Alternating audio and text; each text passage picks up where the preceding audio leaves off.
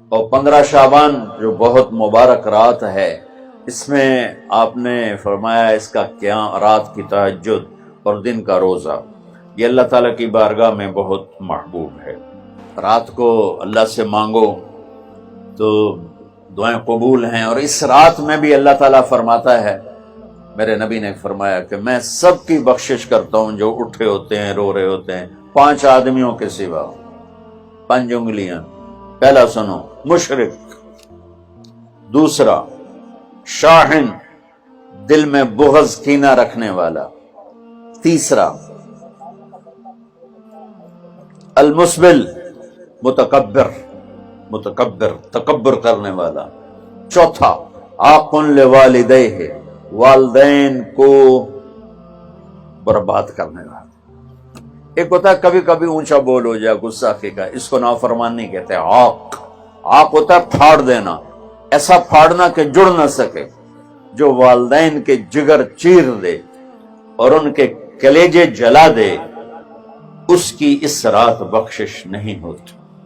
وہ مدمن خمر، اور روز شراب پینے والا، عادی نشے والا، ایک اس کی بخشش نہیں ہوتی۔ بخشش نہ ہونے کا کیا مطلب ہے؟ کہ یہ شرک سے توبہ نہیں کرتا، معافی نہیں ہے، یہ کینہ اپنے دل سے نہیں نکالتا، معافی نہیں ہے، یہ تکبر نہیں چھوڑتا، معافی نہیں ہے، یہ والدین کی نافرمانی نہیں چھوڑتا، معافی نہیں ہے، یہ شراب نہیں چھوڑتا، معافی نہیں ہے۔ اگر یہ چھوڑ دے سب معاف۔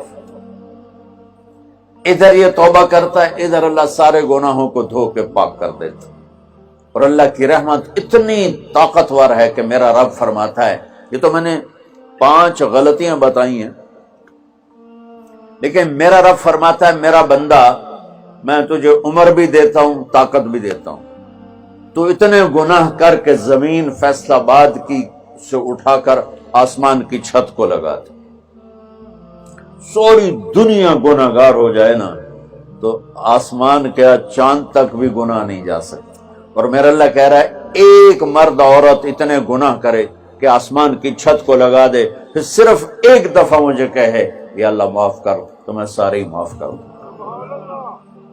تو بھائیو، یہ رات بھی معافی مانگنے کی ہے، اور اگر رمضان کا مہینہ تو پورا معافی کا مہینہ ہے کہ دوزخ کے دروازے بند ہو جاتے ہیں، جنت کے دروازے کھول دیے جاتے ہیں، شیطان قید، آپ دیکھتے نہیں نمازی کیوں بڑھ جاتے ہیں رمضان شریف میں؟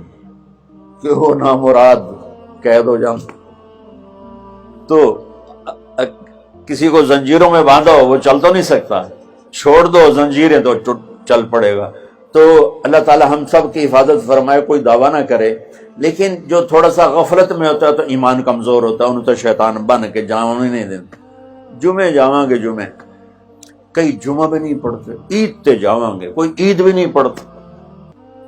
شیطان جب قید ہوتا ہے تو زنجیریں کھل جاتی ہیں تو نمازی بڑھنا شروع ہو جاتی، اس کے بعد جو گھٹتے ہیں نا تو شیطان کی وجہ سے نہیں، اپنی عادت اور سستی کی وجہ سے۔ پہلے 2-3 دن بڑا جوش ہوتا ہے، پھر اس کے بعد گھٹتے ادھے کو پھر نکل جاندے، ادھے رہ جاندے۔ تو تراویح میں پہلے پوری مسجد بھرے گی، پھر ایک صف جائے گی، پھر دوسری جائے گی، پھر تیسری جائے گی۔ تو بھائیو، یہ رمضان آ رہا ہے، دیکھو میں ہاتھ جوڑتا ہوں، نماز 5 وقت سارا سال فرض ہے، لیکن روزے کی برکت سے کیا ہوتا ہے، شیطان قید ہو جاتا ہے تو وہ سارے بھاگے آ رہے ہوتے ہیں۔ اللہ سے مانگ لو اس رمضان میں کہ یا اللہ ایسی توفیق دے کہ موت تک نماز نہ چھوٹ۔ رمضان میں بہت سے لوگ رشوت لینا چھوڑ دیتے ہیں کہ نہیں جی ہن رمضان شریف آ گیا، اور رمضان شریف بھی تو آیا ہے، لیکن اصل میں شیطان قید ہوا ہے تو اب کہہ رہا نہیں ہن رشوت نہیں لینی، مہینے بعد لواں گے۔ ڈنڈی مارنے والا کہتا نہیں صحیح تولنا ہے، پھر رمضان تو بعد کٹھی کسر کر لواں گے۔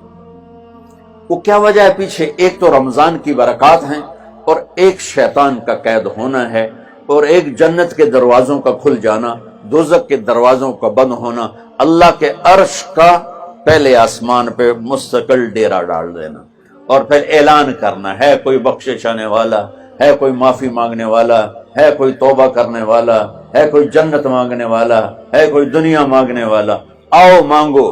اور ایک فرشتہ اعلان کرتا ہے اے بھلائی کے چاہنے والے شاباش آگے بڑھ، اور دوسرا فرشتہ اعلان کرتا ہے اے برائی کے کرنے والے بس کر اور واپس آ جا، بس کر اور واپس آ جا۔